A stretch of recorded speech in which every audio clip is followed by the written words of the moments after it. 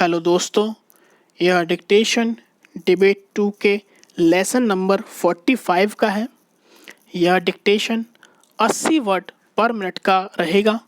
दोस्तों, अगर आप मेरे चैनल पर पहली बार आए हैं तो चैनल को लाइक करें, अपने दोस्तों के साथ अधिक से अधिक शेयर करें और सब्सक्राइब करके बेल आइकन ज़रूर दबाएं। तो चलिए दोस्तों, डिक्टेशन शुरू करते हैं। स्टार्ट।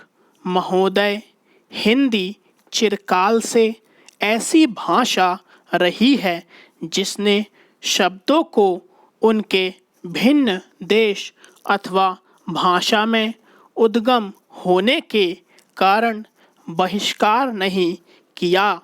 सच पूछिए तो सभी जीती जागती भाषाओं का यह एक गुण है कि वे अपने शब्द भंडार को बढ़ाने में हिचकती नहीं, चाहे शब्द किसी भी उद्गम के हों।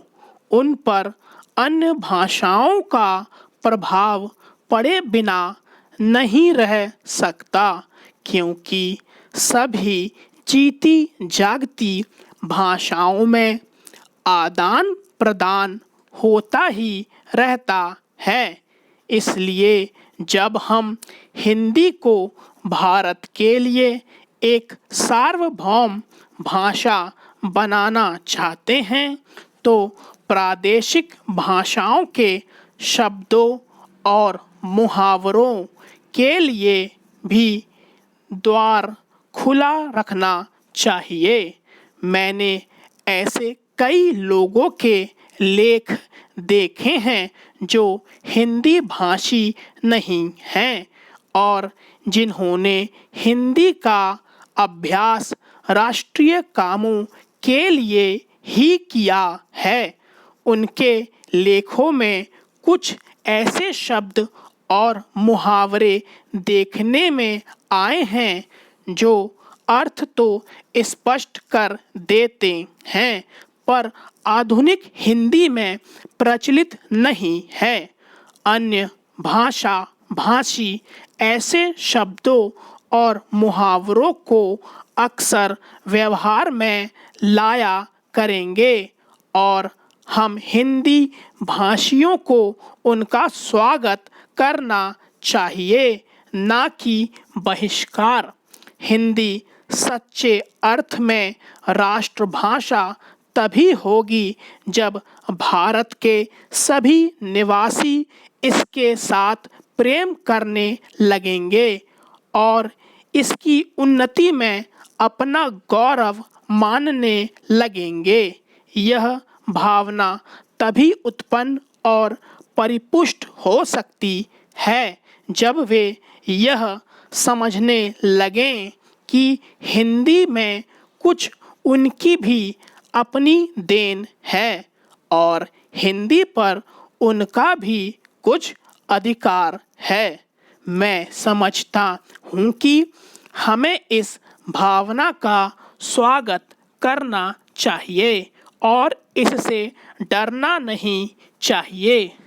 मैं तो यह भी मानता हूँ कि कहीं-कहीं हमारे व्याकरण पर भी अहिंदी भाषियों का प्रभाव पड़ेगा और हमको उससे भी नहीं डरना चाहिए। इसलिए मैं चाहता हूँ कि हिंदी भाषी और हिंदी संस्थाएं निस्पृह भाव से हिंदी की श्री वृद्धि में लग जाएं, जिससे अन्य भाषा भाषी भी उसके विभिन्न प्रकार के साहित्य से परिचय पाने के लिए उसे सीखना आवश्यक समझें। जिस प्रकार आज कोई भी विद्वान आधुनिक विज्ञान से परिचय प्राप्त करने के लिए यूरोपीय भाषाओं का अध्ययन करना आवश्यक समझता है, यदि केवल काव्य अथवा ललित कला संबंधी ग्रंथ ही यूरोपीय भाषाओं में होते तो हमको उन भाषाओं को सीखने की शायद आवश्यकता भी ना होती, पर विज्ञान से परिचय प्राप्त करने के लिए उन भाषाओं का जानना अनिवार्य हो गया है।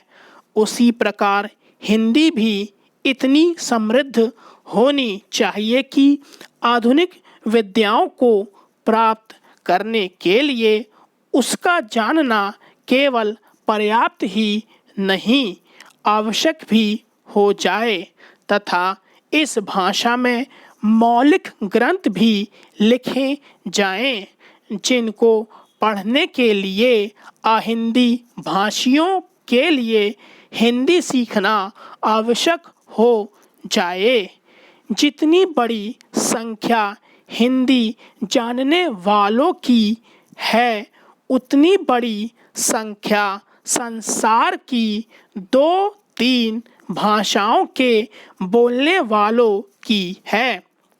इसलिए यदि इतने लोगों में यह भावना उत्पन्न हो जाए कि वे हिंदी को संसार की भाषाओं में समुचित स्थान उपलब्ध कराना चाहते हैं, तो हिंदी का गौरव बढ़ेगा।